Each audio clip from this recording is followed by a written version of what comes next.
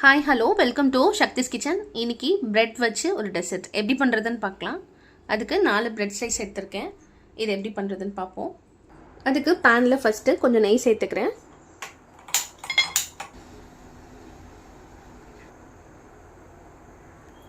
பிரெட்டை ரொம்ப லைட்டாக டோஸ்ட் பண்ணி எடுத்துக்கலாம்.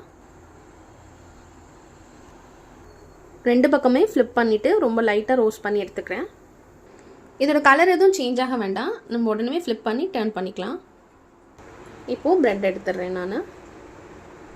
இப்போது மில்க் ரப்டி ரெடி பண்ணிடலாம். காய்ச்சின பால் சேர்த்துக்கிறேன். இப்போ இதில் சுகர் சேர்த்துக்கிறேன். கொஞ்சமாக இதில் ஃப்ரெஷ் க்ரீம் சேர்த்துக்கிறேன்.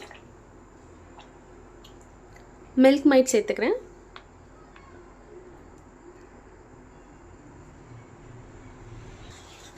எல்லாத்தையும் சேர்த்து நல்லா மிக்ஸ் பண்ணிக்கலாம். இப்போ இந்த மாதிரி மில்க் கொதிக்கிற டைமில் நம்ம பால் பவுடர் சேர்த்துக்கலாம். அமுலில் எடுத்திருக்கேன் நான். உங்களுக்கு என்ன பிராண்ட் வேணாலும் எடுத்துக்கோங்க. நான் இன்றைக்கி அமுலில் எடுத்திருக்கேன் மில்க் பவுடர். கொஞ்சமாக ஒயர் விஸ்க் வச்சுட்டு லைட்டாக அந்த மாதிரி நான் மிக்ஸ் பண்ணிக்கிறேன். இந்த ரெசிபிக்கு பால் நல்லா கொதித்து ரொம்ப சுண்டி ரொம்ப கம்மியாகிடும். அப்புறமா நம்ம ஃபைனலாக நட்ஸ் சேர்த்துட்டு நம்ம பிரெட் மேலே சேர்த்துக்கலாம். இப்போ பால் நல்லா திக்காயிருச்சு. இந்த டைமில் நட்ஸ் சேர்த்துக்கலாம். இப்போ பால் நல்லா கெட்டியாயிடுச்சு. இப்போ நான் ஸ்டவ் ஆஃப் பண்ணிடுறேன். கொஞ்சமாக பாதாம், முந்திரி, பிஸ்தா இதெல்லாமே நான் க்ரஷ் பண்ணிவிட்டு இது மேலே சேர்த்துக்கிறேன்.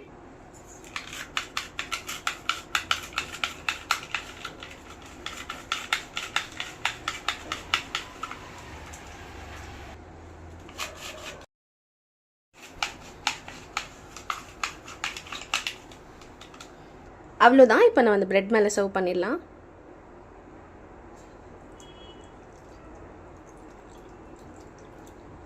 அவ்வளோதான். ஈஸியாக பிரெட் இருந்தால் இந்த மாதிரி பண்ணி பாருங்கள். கண்டிப்பாக இந்த ரப்படி ரொம்பவே ஈஸி.